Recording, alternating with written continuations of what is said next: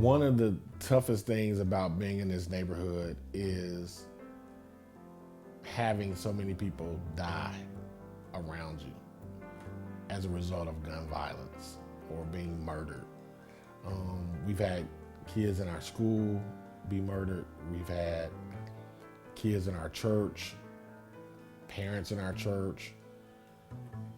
We're always, it seems like, surrounded by murder and death.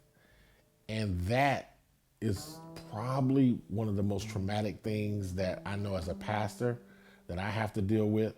The constant breaking of the heart after building relationships with people is tough. And I don't think people understand the roller coaster of emotions that someone who gives their life toward that work is constantly on. It's constantly a roller coaster.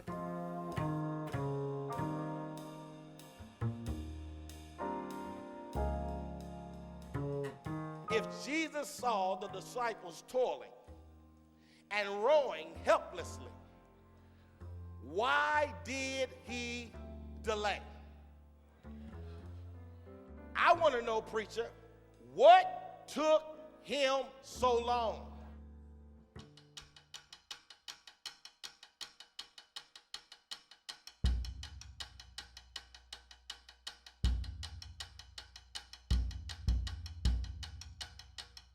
There was this motel across the street from our church that was full of all kind of illegal activity. And so I went to talk to the owner about buying it, and I never will forget what he said to me. There's a church over there, there's a church over here, and he said, what makes you any different that you're gonna be able to do something about what's going on? I took that personal. I ended up eventually going on top of the roof of that motel and staying there for 94 days, refusing to come down. Pastor Corey Brooks's church may be across the street, but his home is on this rooftop. After the recent shooting of a teenage boy, the pastor decided to take a stand. You know, to see a young 16-year-old boy with his mouth open, his eyes still open, and his body in a white bag zipped up to his neck.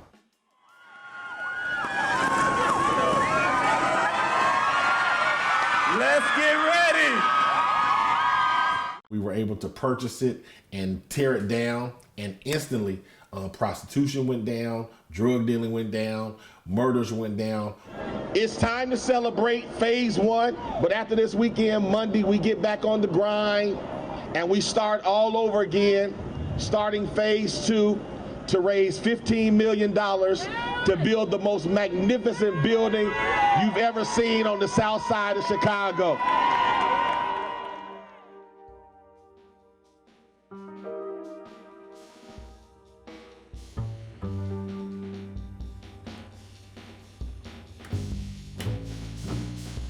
God, you said I'm your child, and you said you never seen the righteous forsaken. I want to know, why is it that I feel so forsaken? God, you said you never leave me nor forsake me, but God, I sure feel like there's no one there for me, and I want to know, God, how long? Hey, come on, we don't even smoke. If somebody's gonna rob you, they did it already. They have gonna die already in this store. They have gonna die right here. That's what's gonna happen. You wanna die? Move. I'm at.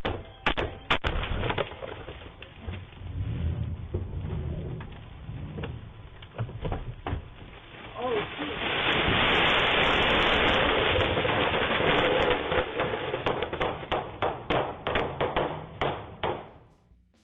We've had more murders in January than the last 4 years. Let that sink in. That's horrible. And it's in the middle of a pandemic. Our goal at Project Hood is to make sure that we decrease those numbers. Even though in Chicago, where the numbers have gone up and we're right in the center of all the violence, our numbers right where we are have gone down.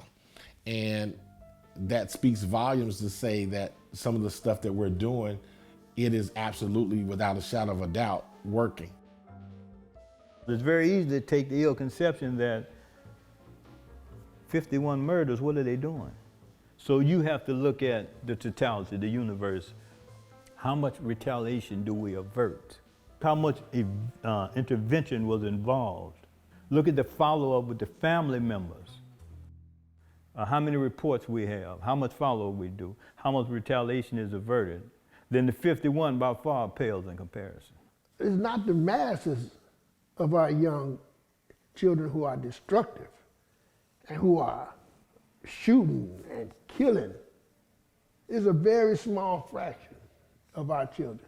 We had good mentors in our generations. We had street organization with lofty goals. We had initially street organizations with doctrines and belief system that was catered to better in our community. As generation and generation came about, we fell out of touch with those. Your children are supposed to be 2 times better than you. See, right now, they're not accepting our point of view because we don't have nothing to show for our point of view. When we turn around and look at our community, where is your progress? We got vacant lots and we don't own no businesses. Very few of us own our homes. When we point to something in our history, we had to point to our parents' history. We had to point to a history beyond what we were. You see what I'm saying? That's a huge gap. And it's up to the generation that created this gap to step to these youngsters and let them know, not in an apologetic way, but in a realistic, truthful manner, that we recognize what we've done. We recognize our failure. 54% of all former inmates, ex-offenders released to Chicago are released to 7 communities. If we weren't here, where would they go? We have a peer mentoring component that we're instituting. And I take that peer mentoring component personally because I did, being incarcerated in the federal system, far more years than I care to recount. My director, Mr. Highsmith, I've known him 55 years.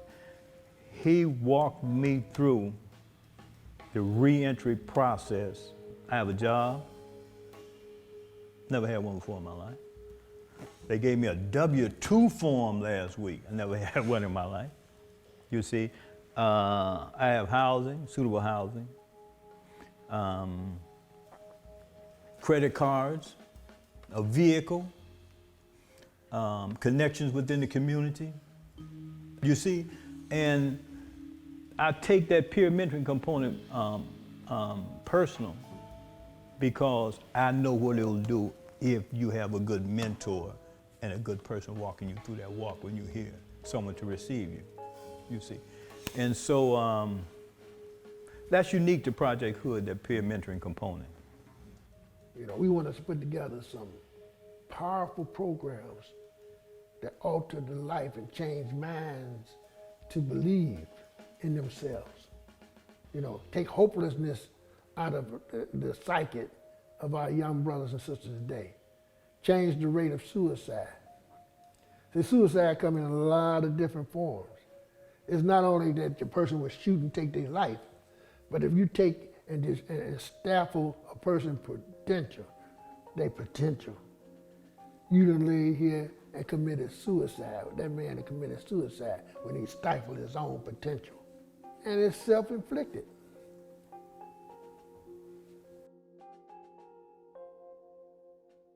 In the 4th watch of the night, Jesus went unto them, walking on the sea. The 4th watch is 3 to 6 a.m. in the morning. It's the darkest part of the night. The disciples were exhausted. They were miserable. They were tired. They were wondering if they were ever going to survive. We don't have the community center that's not geared around recreation. We want to build a community center that's around creation,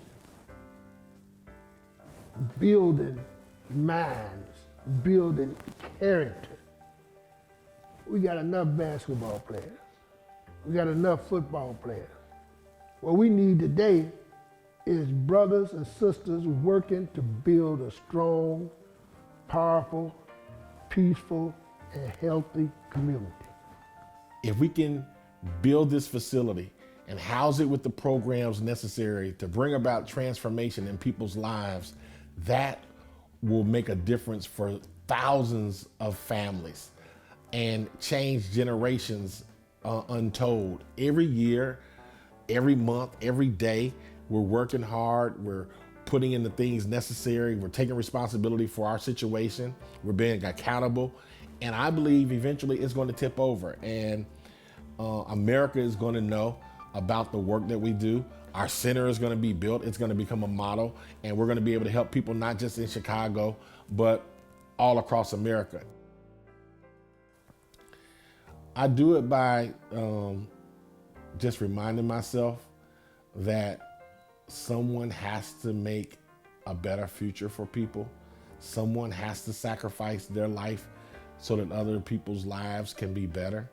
And I remind myself just how blessed I am and how fortunate I am for God. Out of all the people that he could use in the world, for whatever reason, he chose me to be on the south side of Chicago in one of the toughest neighborhoods. And that, I'm grateful, because that must mean that God believes that I can do it, or I wouldn't be here. Isn't it good to know Jesus will show up in your fourth watch? Oh my God. Isn't it good to know when you're exhausted, when you're feeling miserable, when you're tired, when you're wondering if you're going to survive this thing, your fourth watch? Isn't it good to know that the Lord will show up in your fourth watch? That's why I like God, because he always shows not when you want him to, but he comes right in the nick of time. He's a fourth watch God. In my darkest moment, he shows up.